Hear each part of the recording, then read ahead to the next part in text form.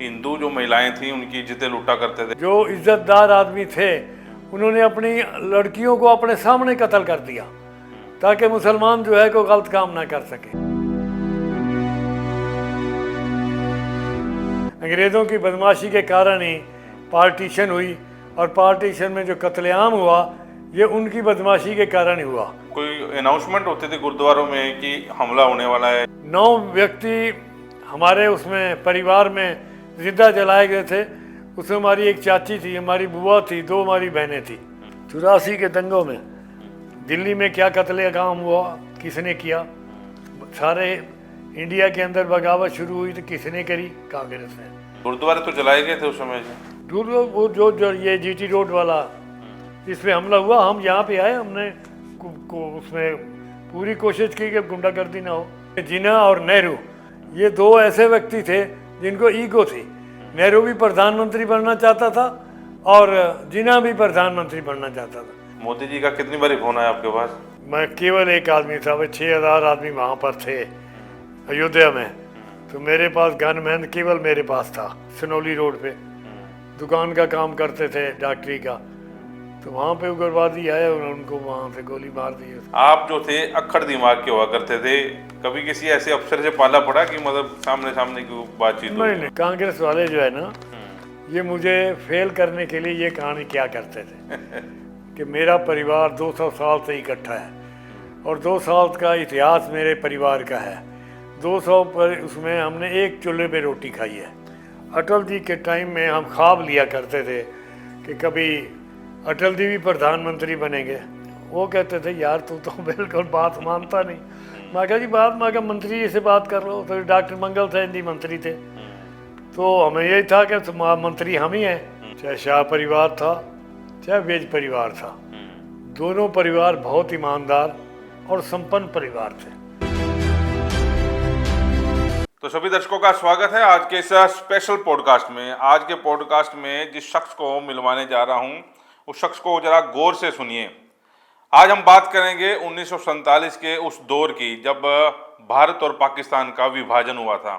उस दौर की बात करेंगे जब पाकिस्तान से उजड़कर हम लोग भारत में आए थे। उस दौर की बात करेंगे जब हमारे पास कुछ भी नहीं था, एक ज़मीन का छोटा सा टुकड़ा था, लेकिन हमने अपनी मेहनत के बलबूते पर फिर से जो है वो किला फतेह कर दिया। आज हम उस दौर की बात करेंगे जिस दौर को आप सुनना चाहते हैं, जिस दौर को आप जानना चाहते हैं। और हम लोगों में भी एक जिज्ञासा रहती है कि हम अपने बुजुर्गों से वो दौर सुने कि उस दौर में हुआ क्या था, उस दौर में भारत पाकिस्तान कैसे अलग हुआ था और जब हमारे ऊपर हमले हुए थे तो उस समय का माहौल जो है क्या था। तो भूमिका बांधते हुए और भूमिका निभाते हुए और बातचीत आगे करते हुए सीधा जो है स्वागत करूंगा पानीपत के 86 साल के चौधरी नितिशयन भाटिया जी से। भाटिया जी स्वागत है आपका।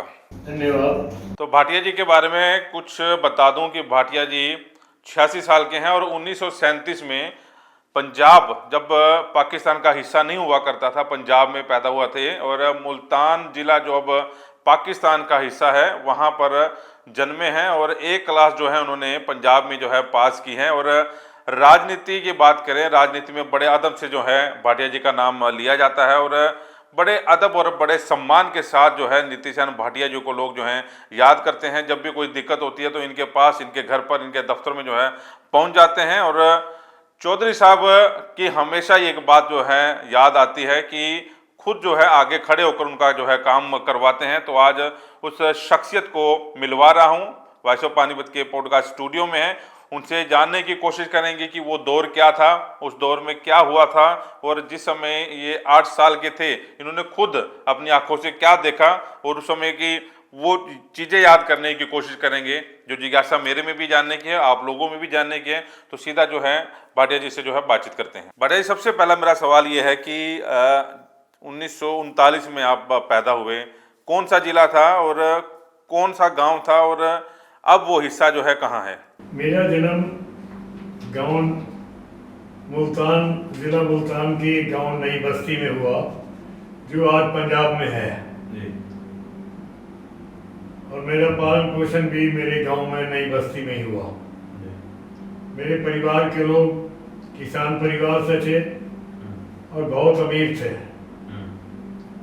उस वक्त पार्टीशन के टाइम में, विभाजन के टाइम में हमारे पास, हमारी जो जॉइंट फैमिली थी उनके पास 12,000 एकड़ ज़मीन थी। मैं सर्वप्रथम अपने प्रधानमंत्री भाई नरेंद्र मोदी का धन्यवाद करूंगा कि उन्होंने 14 अगस्त शहीदी दिवस के रूप में मनाने का हमें दिया, जिसमें 1947 में कम से कम 10 लाख मेरे बहन भाई जो अपने हिंदू धर्म के लिए शहीद हुए, मैं उनको नमन करता हूँ। और हर वर्ष की भांति कुरुक्षेत्र के अंदर भी एक शहीदी स्मारक का निर्माण करने जा रहे हैं, जिसमें जितने भी वहाँ से लोग आए, चाहे वो कोई थे, अग्रवाल थे, सिख थे, दूसरे किसी जाति को, जाट भी था, ब्राह्मण भी था, तो हम सारे उसको पंजाबी के रूप में, क्योंकि पंजाब से आए थे, पंजाबी ही कहते हैं। उन्होंने अपने धर्म के लिए देश छोड़ना, जायदाद छोड़ना, ये स्वीकार किया। अपने धर्म के लिए, अपने हिंदू धर्म के लिए बचाने के लिए वो उन्होंने अपना विभाजन में, ये पार्टीशन में आना पसंद किया। कई बहन भाई शहीद भी हुए, जिसमें मेरे परिवार के 9 लोगों को जिंदा जला दिया गया था मुल्तान के अंदर। वो त्रासदी थी। 3 जून का टाइम था। 3 जून के टाइम में जो हमने सुना कि पहली गाड़ी जो पाकिस्तान से, लाहौर से अमृतसर में आई, उसमें अधिकतर सिख परिवार के लोग थे, उनको कत्ल कर दिया गया था। और उसके पश्चात वहाँ से, लाहौर से, अमृतसर से एक गाड़ी मुसलमानों की जो गई लाहौर में, इन्होंने भी उनको कत्ल करके भेज दिया। उसमें सुनते थे उस वक्त कि उन्होंने कहा कत्ल करना, मुसलमानों ने लिखा कत्ल करना हमारे से सीखो। तब हमारे सिख परिवार के, अमृतसर के लोगों ने ये लिखकर भेजा, जवाब देना हमारे से सीखो। वो एक त्रासदी थी। त्रासदी में लोग जो वहाँ से आए, उनके पास कुछ भी नहीं था। ज़मीन छोड़ी, जायदाद छोड़ी, सोना छोड़ा, पैसे छोड़े और मकान छोड़े, हर चीज़ छोड़ी, सिर्फ अपने हिंदू धर्म के लिए। तो आज मैं गर्व से कह सकता हूँ कि जो लोग भी वहाँ से आए हैं विभाजन के समय में, उन्होंने मेहनत करना पसंद किया है, भीख मांगना पसंद नहीं किया। भाटिया जी, जब आप 8 साल के थे, उस दौरान की ही बात करूंगा और पूछूंगा भी। सरेआम कत्लेआम हुए, सरेआम जो है महिलाओं के साथ दुर्व्यवहार हुए, आपको कुछ याद है वो दौर? क्योंकि उम्र आपकी कच्ची थी, 8 साल के थे बस आप। और क्या याद आता है जो आप वॉइस ऑफ पानीपत के दर्शकों के साथ साझा करना चाहें? 8 साल में मुझे सब पता है कि कहाँ से 8 परिवार के मुल्तान के डेरे के अंदर, जहाँ हमारा मुख्य डेरा था, 8 आदमी वहाँ जलाए गए थे, वो भी हमें बताया गया। और ये भी 3 जून का ध्यान में, ये भी हमें बताया गया। उसके पश्चात में ये 2 बार हमला हुआ। पहले हमले में हमारे बुजुर्गों ने हमें मुल्तान शामली में शिफ्ट कर दिया। वहाँ 1.5-2 महीने हम वहाँ रहे। उसके बाद दूसरा हमला हुआ, तो उस वक्त संघ की प्रेरणा से, संघ के सहयोग से हम लोगों को, जो हिंदू लोग थे, उनको गाड़ियों में बिठा के यहाँ पर विभाजन के टाइम में भारत में भेजने का कोशिश की। और हम भी गाड़ी में आए और सबसे पहले हमें हरिद्वार में उतारा गया। हम हरिद्वार में एक कैंप में रहते थे और वहीं पर भी हमें 6 महीने, हम सारे 35 परिवार के लोग हम थे, छोटे बड़े, तो वहाँ पर शरण रहनी पड़ी। वहाँ पे छोटे मोटे काम भी करने पड़े। और उसके पश्चात 6 महीने के पश्चात फिर हम वहाँ से दिल्ली आ गए। मुझे सारी चीज़ का पता है कि वहाँ क्या करते थे। मुझे ये भी पता है कि हरिद्वार में नदी में हम पत्थर निकालते थे, में 1 आना 2 आने में मिलते थे। और उसके पश्चात में दिल्ली आए। दिल्ली में पहाड़गंज के साथ एक कटरा था, वहाँ पे हमें रहने का मौका मिला। 3.5 साल हम वहाँ रहे। हमारे परिवार वालों ने और लेडीज़ ने, जेंट्स ने इतनी मेहनत की, भीख नहीं मांगी, मेहनत की। मेहनत करके चाहे कुल्फी बेची, चाहे गन्ने बेचे, चाहे गोबर उठाने की पड़ी। मैं 4वीं में पढ़ता था, मेरी माँ मुझे कहती थी, तू जा भाई बेटा गोबर उठा के लिया। मैंने अपने हाथों से गोबर भी उठाई और गोबर उठाकर उपले तपने और उसके पश्चात नहा के फिर स्कूल में जाना। स्कूल के जब वापस आना तो माँ कहती थी जा बेटा बाप पिताजी को रोटी दिया। मेरा पिताजी 90 रुपये महीने में 3 रुपये रोज पे वहाँ पर मैं अपने पहाड़गंज साइकिल स्टैंड का ठेका लिया हुआ था। वहाँ पर 4 बजे तक वहीं रहते थे। मैं जब रोटी लेने जाता था तो पिताजी कहते थे तू कपड़ा उठा प्रोफेसरों के साइकिल साफ कर। तो मुझे मैं गर्व से कह सकता हूँ कि हमने मेहनत की, मैंने साइकिल भी साफ किए, मैंने जो गोबर भी उठाई, मैंने कुल्फियाँ भी बेची, मैंने गन्ने भी बेचे, मैं नदियों से पत्थर भी उठाए। तो ये मुझे गर्व है। और वो काम किया वो जो है मुझे आज की राजनीति के अंदर भी, धार्मिक के अंदर भी मैं पूरा अनथक रहा। आज तक भी थोड़ा आँखों की वजह करके मुझे प्रॉब्लम है, नहीं तो मेरा शरीर आज भी ठीक है।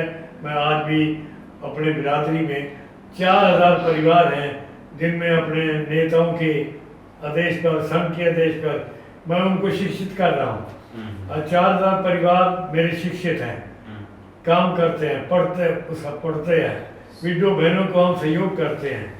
ऐसा सामाजिक कामों में हम कार्यक्रम में आगे बढ़कर काम करते हैं। ये मेरी भी और मेरे परिवार की भी आज भी हम अपने धार्मिक संस्था को ऊपर मानते हैं और देश की सेवा के लिए हर वक्त तैयार हैं। जो 12,000 एकड़ आपकी ज़मीन थी वहाँ पर और आपके बुजुर्गों ने ये ज़मीन ली, ज़मीन लेने का सिलसिला आपको याद है कि ज़मीन कैसे जो है आप लोगों ने वहाँ पे खरीदी? मेरे जो परदादा थे बहुत गरीब थे, जैसे हमें वो बताते थे, वो छोले बेचा करते थे। एक दिन का जिक्र है कि हमारे परदादा जो थे वो छोले का होका लगा के जा रहे थे और एक तहसीलदार वह ज़मीन की एक्शन कर रहा था। तो उसने कहा बाबा इधर आओ। वो चले गए तो उन्होंने कहा भाई ये 11 किले ज़मीन है, 4 रुपए में हमें तुम्हें देते हैं। तो पहले तो उन्होंने मना कर दिया कि भाई हम छोले बेचने वाले ज़मीनों को क्या करेंगे। तहसीलदार ने ज़बरदस्ती उनको ज़मीन दे दी और वो जब घर आए अपने भाई के पास तो उनको कहा तो भाई उनको नाराज़ हुआ। उन्होंने कहा भाई हम छोले बेचने वाले 4 रुपए कहाँ से इकट्ठा करेंगे। पर वो बड़ा भाई था, उन्होंने कहा कि भाई मैं तो अब ज़बान कर आया हूँ, जैसे तैसे है भाई वो तो अब करना पड़ेगा। तो उन्होंने 4 रुपए से वो ज़मीन लेके, उस साल बारिश हो गई, बारिश में उन्होंने को छोले डाल दिए बारिश में, तो वो 15-16 रुपए के छोले हो गए। तो वो इतने खुश हो गए, उसने कहा सारी उम्र में हमने 4 नहीं इकट्ठे किए और 6 महीने के अंदर हमें 15-16 रुपए इकट्ठे हो गए। तो इससे तो उनको लगन आ गई। तो उन्होंने, हमारे परदादा ने वो ज़मीन लेनी शुरू कर दी। उसके पश्चात हमारे दादा जो थे, 8 दादा थे हमारे, तो उन्होंने उसी प्रथा को आगे किया। वह बिरादरी के प्रमुख हो गए। बिरादरी जितने भी पैसा इकट्ठा करती थी, हमारे दादा लोग थे उनको देती थी। वो सूद पे वो पैसा ले देते थे और उनसे ज़मीन खरीद कर लेते थे। तो वहाँ करते करते करते करते फिर हमारे पिताजी आ गए, तो वो उन्होंने देखा बली करनी शुरू कर दी।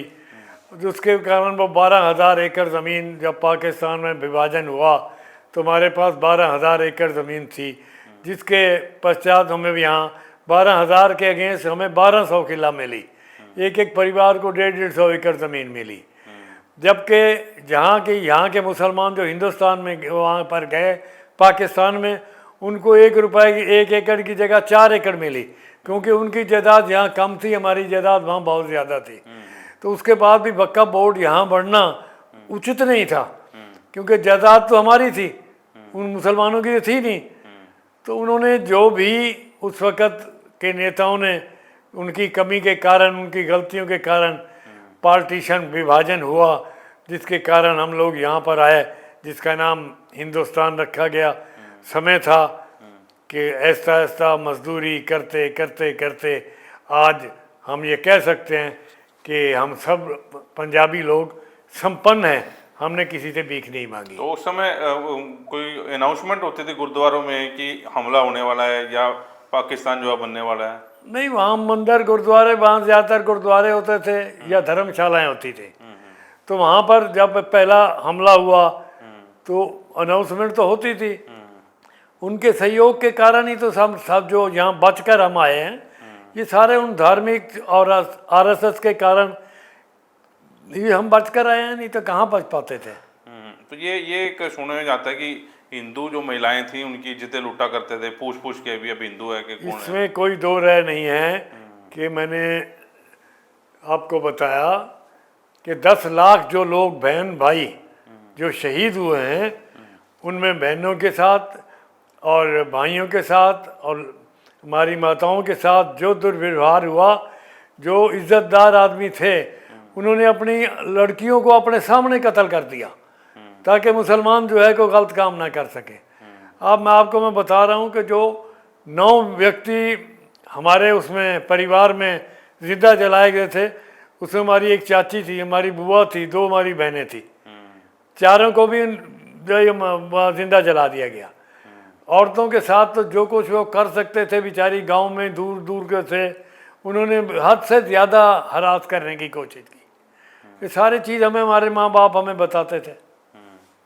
तो जिस गांव में आप रहते थे वहाँ सारे हिंदू मुसलमान सिख सारे इकट्ठे रहते थे कि मतलब एक ही बिरादरी थी वहाँ? हैं जी। जिस गांव में आप रहते थे जी, जहाँ आपकी पैदाइश हुई है जी, वहाँ मुस्लिम समुदाय के लोग भी रहते थे? मुसलमान भी रहते थे। वो मुसलमान गरीब थे ना, वो तो हमारे नौकर थे सारे। वो मुसलमान, अगर हम लोग वहाँ से बच गए ना गांव से, तो वहाँ के गांव वालों ने बदमाशी नहीं की।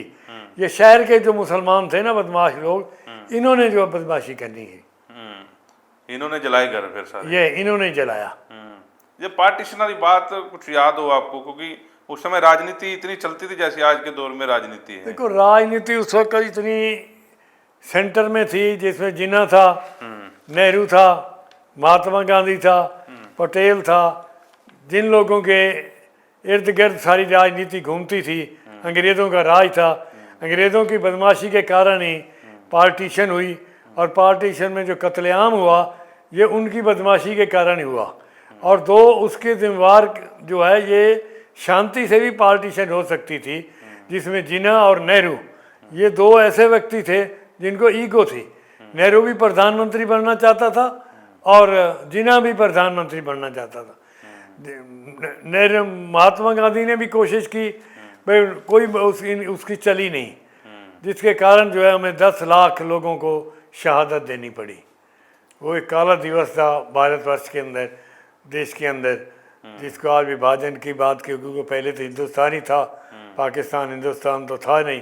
अब बंटवारे के बाद में ये 2 नाम आ गए, जिसके कारण हमारे नेताओं की गलती के कारण ये 10 लाख लोग लगभग जो शहीद हुए, उसमें ये सबसे ज़्यादा गलती जो थी हमारे नेताओं की थी। तो अभी फिर पाकिस्तान जाने का मौका लगा आपका? कोई है परिवार के वहाँ पाकिस्तान में? नहीं, हमारा परिवार हमारा परिवार का वहाँ कोई रहा ना, हमारे को जाने का मौका मिला, ना हमारी इच्छा हुई।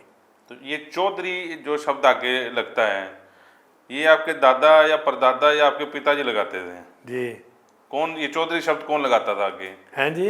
ये जो चौधरी शब्द है, जैसे आप चौधरी नीतिशैन भाटिया लिखते हैं, ये चौधरी का खिताब जो है वो हमारे दादा के टाइम में हुआ, क्योंकि बिरादरी के हम प्रमुख थे।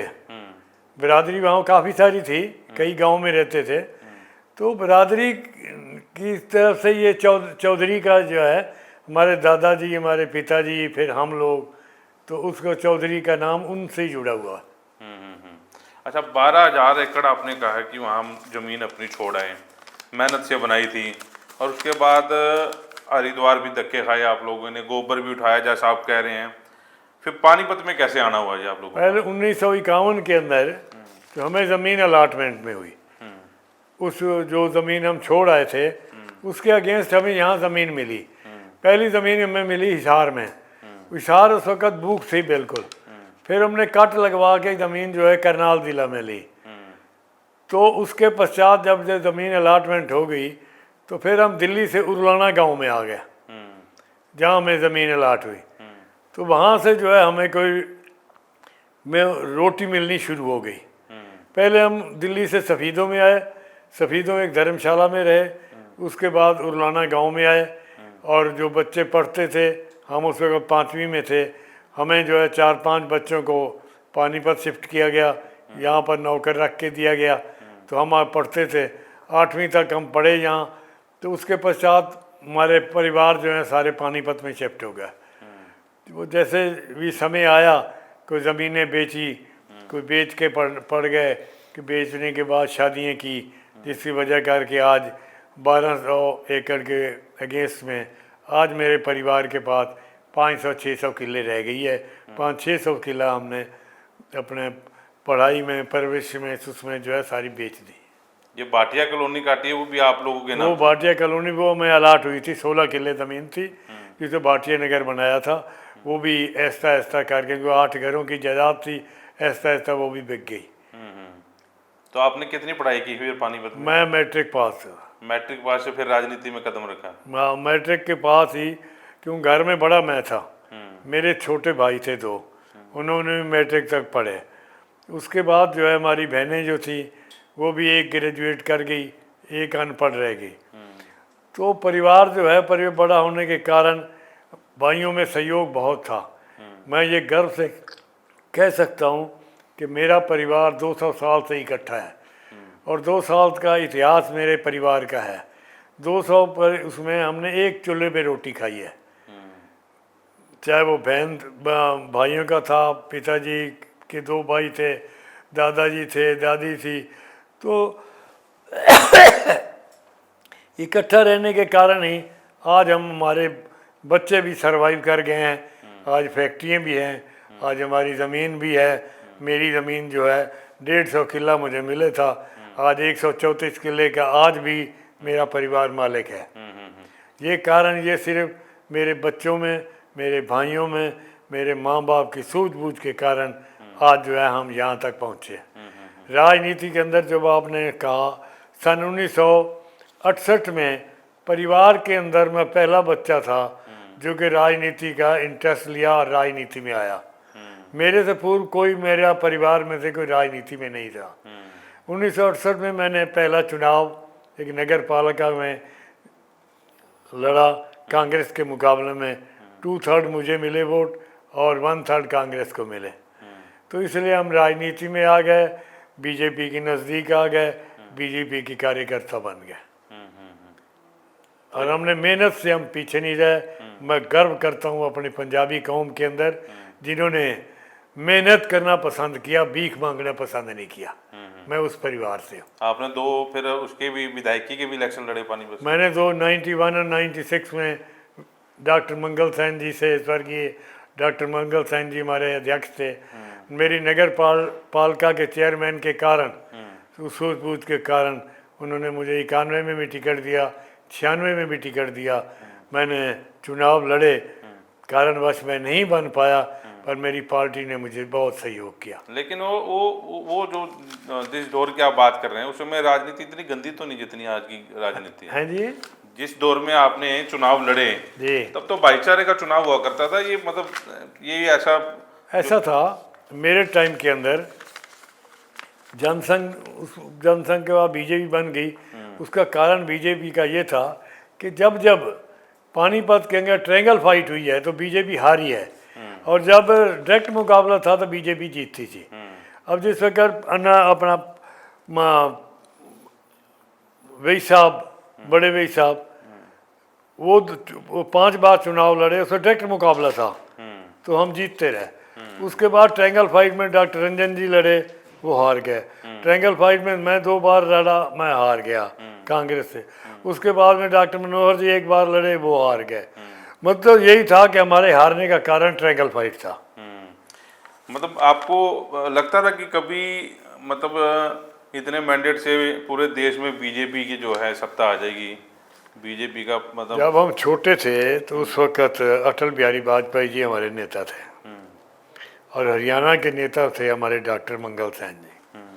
अटल जी के टाइम में हम ख्वाब लिया करते थे कि कभी अटल जी भी प्रधानमंत्री बनेंगे, और समय आया कि अटल जी प्रधानमंत्री बने तो उसमें थोड़ी सी इच्छा तो जागृत हो गई कि आने वाला समय अच्छा आएगा भारतीय जनता पार्टी का भी राज होगा। ये देन जो है भारतीय जनता पार्टी के राज ले आने की देन अटल बिहारी वाजपेयी जी की है और यह संघ की है। संघ की सूझबूझ, एक अच्छे नेता को आगे लाना और उसके हाथ में बागडोर देना और उसको प्रधानमंत्री बनाना, ये हमारे कार्यकर्ताओं की बहुत बड़ी उपलब्धि थी। आप वाजपेयी जी के साथ भी उन्होंने भी चुनाव प्रचार किया था आपने? हाँ जी, वाजपेयी, अटल बिहारी वाजपेयी के साथ। अटल बिहारी वाजपेयी जी के चुनाव में मैं लखनऊ भी गया था। वो लखनऊ से चुनाव लड़ते थे। मैंने उनके कई कार्यक्रमों में पार्टिसिपेट किया है। उस वक्त मैं जिला अध्यक्ष हुआ करता था, उनसे किया। और जब मोदी जी माने मोदी जी के लिए मैं 2 बार गुजरात भी गया। इधरांग जरा एक विधानसभा थी, आई के जडेजा वहाँ कैंडिडेट थे जो हेल्थ मिनिस्टर बने। मुझे वहाँ भी 15 दिन काम करने का मौका मिला था, मैं वहाँ भी गया। उसके बाद मोदी जी ने संगठन के रूप में जब वो हरियाणा में आए, हमने इन 3 साल उनके साथ यहाँ भी काम किया। और उस वक्त भारतीय भवन ही केवल ऐसी जगह थी जहाँ हमें मीटिंग करने की जगह मिला करती थी और कोई जगह भी नहीं देता था। तो यहाँ पर ही कार्यक्रम सारे होते थे। और मोदी जी यहाँ से फिर वापस वहाँ गए, गुजरात में एक बार वापस आ गया। फिर गुजरात वालों ने फिर बुला लिया, फिर गुजरात में गए, 2 बार मुख्यमंत्री बने, फिर प्रधानमंत्री बने। आज अगर भारतवर्ष के अंदर, सारी दुनिया के अंदर अगर भारत का डंका बज रहा है तो आपके सामने है कि मोदी जी की सूझबूझ और मोदी जी के कार्यकल्प के कारण ही और भारतीय जनता पार्टी के कार्यकर्ताओं के कारण आज हम यहाँ तक पहुँचे हैं। और मेरा देश आज खुशहाल है। मेरा हरियाणा, मुझे गर्व है कि हरियाणा के अंदर, मेरे हिंदुस्तान के अंदर हरियाणा प्रदेश एक ऐसी जगह है जो सबसे सेफ अगर कोई जगह है तो हरियाणा, इंडिया, भारतवर्ष के अंदर वो हरियाणा है। बिल्कुल बिल्कुल। मोदी जी का कितनी बारी फोन आया आपके पास?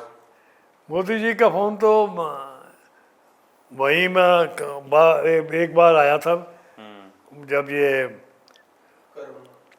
बीमारी का चक्कर था, ये कोरोना के दौरान का उनका, या फिर जब ये 29 तारीख आए थे पीछे 29 दिसंबर को, तो फिर उनको पहचान थी सबको।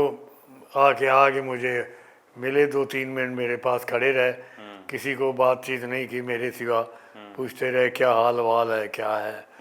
तो मतलब ऐसे व्यक्ति का मिलना जो है वे सौभाग्य की बात है। तो उस दौरान जब आप राजनीति में थे, बाबरी मस्जिद जो कांड है, राम मंदिर कांड, तब भी हुआ था? मैं उस वक्त चेयरमैन था जब इसको गिराया गया। मैं गनमैन, मैं केवल एक आदमी था, वे 6000 आदमी वहाँ पर थे अयोध्या में। तो मेरे पास गनमैन केवल मेरे पास था, तो मैं 6 दिन वहाँ रहा था। ये सारा एपिसोड जितना भी हुआ ये हमारे सामने हुआ और हमने पूरा पार्टिसिपेट किया उसमें।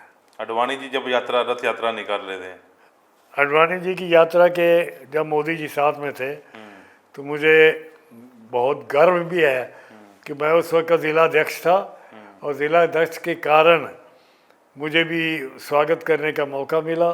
भारतवर्ष के अंदर जितना भी स्वागत उनका हुआ, मोदी जी उस वक्त साथ थे अडवाणी जी के। मेरा पानीपत जो है नंबर 2 पर स्वागत के नाते आगे आया था, नंबर था।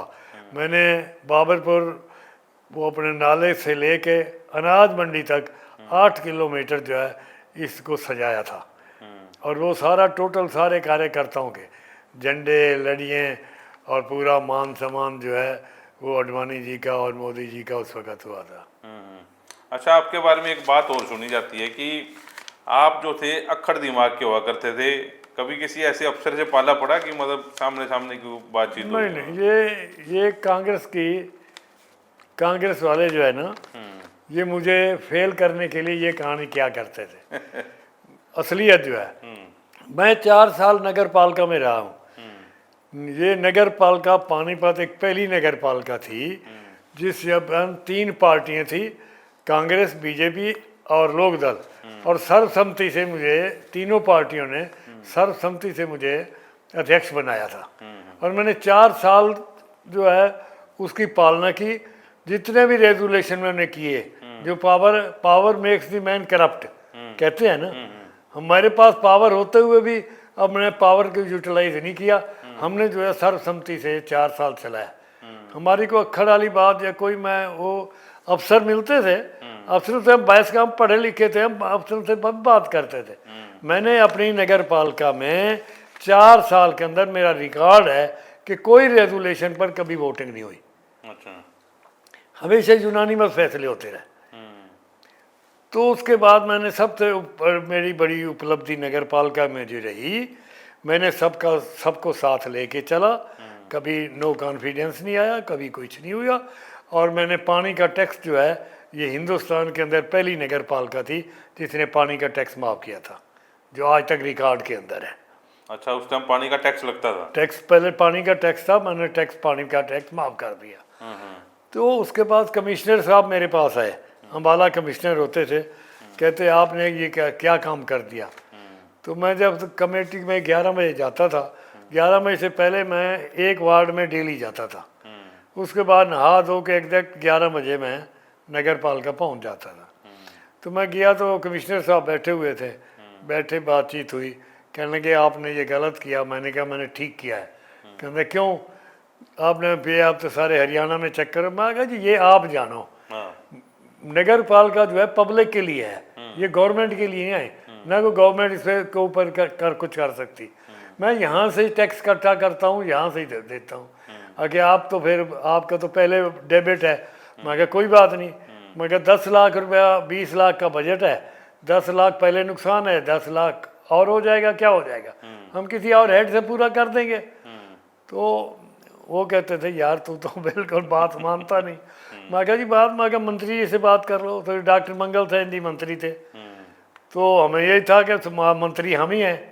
तो हमने पूरी इज्जत मान से, ईमानदारी से, आप रिकॉर्ड निकलवा कर, मैं तो चाहता हूँ कि रिकॉर्ड निकलवाओ और ये करो भाई कितने अध्यक्ष यहाँ रहे हैं और सबसे अच्छा अध्यक्ष कौन रहा है, ये आपको पता लग जाएगा। तो उस समय भ्रष्टाचार था जैसे आज के टाइम में भ्रष्टाचार है जी, जैसे आज के टाइम में भ्रष्टाचार है? हाँ। नगर निगम, नगर पालिका में उस समय था इतना भ्रष्टाचार? 1% भी नहीं। कारण ये था कि हमारी सोर्स ऑफ इनकम जो थी ना, वो आक्ट्रे थी। आक्ट्रे उस वक्त 12,000 रुपये थी डेली की। तो मैंने उसकी लीकेज रोक के 12,000 वाली जो है 44,000 रुपये डेली तक इनकम कर दी। अच्छा। यहाँ 12 मिलता था, मैं 44,000 कर दिया। तो लीकेज रोक दी, और कोई रास्ता था ही नहीं करप्शन का।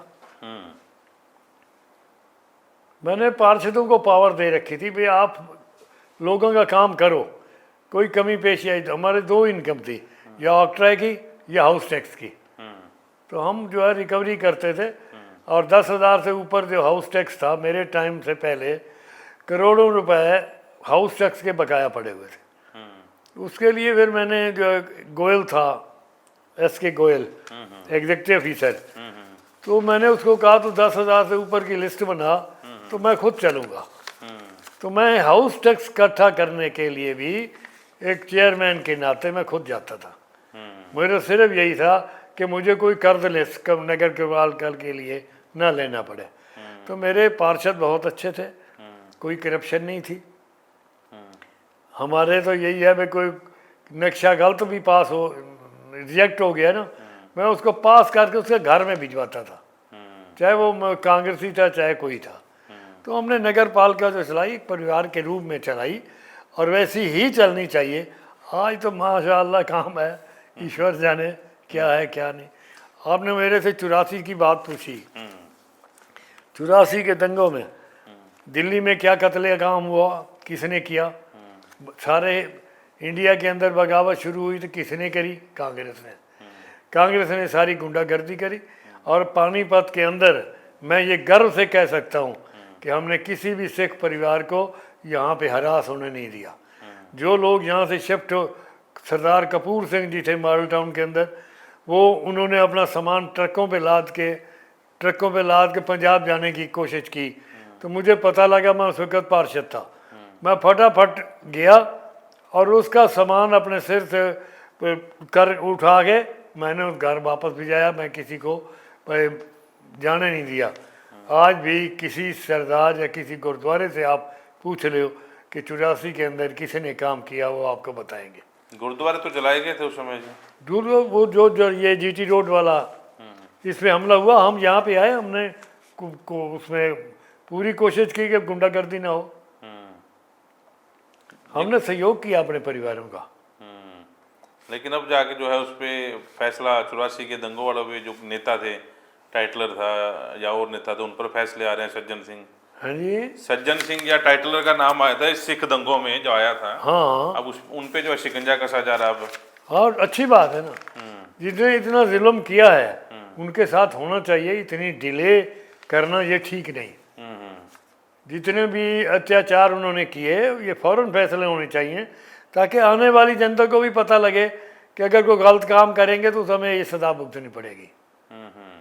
अच्छा, मंगल सैन जब आप चेयरमैन थे, मंत्री हुआ करते थे, इनकी कैसे इनको जलाया गया था? इनका क्या था? आप उस समय थे ना साथ में? डॉक्टर मंगल सैन जी अध्यक्ष थे। अध्यक्ष थे। वो जाटों के साथ पूरी टक्कर लेते थे। देवीलाल जब था तो वो उस वक़्त उप मुख्यमंत्री भी रहे हैं। तो वो तो बहुत करेक्टर का आदमी था, ईमानदार, दी ऑनेस्ट। ये हरियाणा आज उन देन है, नहीं तो हरियाणा कभी कांग्रेस के पास, कभी लोकदल के पास, बीजेपी के पास कब हरियाणा आया था? बीजेपी के पास हरियाणा उस वक़्त आया जिसकी फाउंडेशन जो थी वो डॉक्टर मंगल सैन के हाथ में थी। डॉक्टर रंजन के बारे में थोड़ा सा जिक्र कर रहे हैं। डॉक्टर रंजन ने भी आपके साथ बड़ा काम किया। डॉक्टर रंजन जी एक्चुअली वो पटियाला से रहने वाले थे। वो पटियाला से शिफ्ट होके यहाँ पर आए थे और भारतीय जनता पार्टी के नाते वो पहले अध्यक्ष जो है जिला अध्यक्ष बने थे। वो पूरा संघर्षशील थे। वो चाहे वो अफसर कोई भी हो उसके साथ अड़ते थे, संघर्ष करते थे और पार्टी के लिए उन्होंने काम किया। तो उस वक़्त वो प्रधान थे, मैं महामंत्री था। ठीक ठीक। तो उनको मारा कैसे गया? उसको बेचारे वो था ना, क्या नाम, उग्रवादी का टाइम में, तो वो संघर्ष के कारण वो उग्रवादी ये समझते थे भी हमारे खिलाफ है।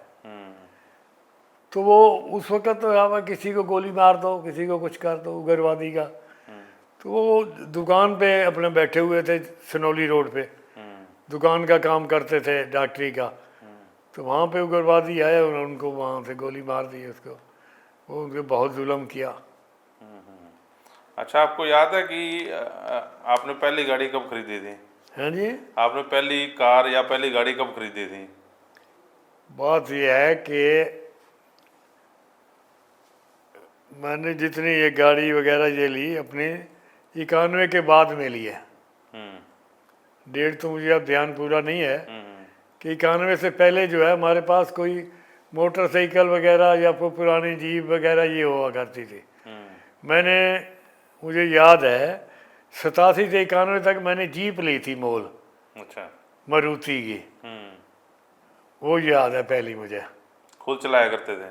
खुद चलाता था मैं, और नगर पालिका की गाड़ी पे मैं नहीं बैठता था, मैं अपनी जीप चलाता था। अपनी जीप पे जाके सारे शहर में घूमता था।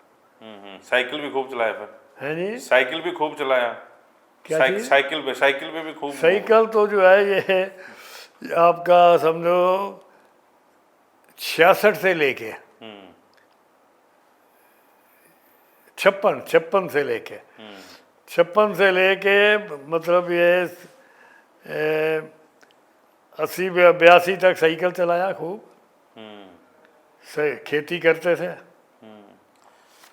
पानीपत क्या चीजें हुआ करती थी जी उस समय? क्योंकि अब तो पानीपत डेवलप हो गया, अब तो निकलने की जगह नहीं है।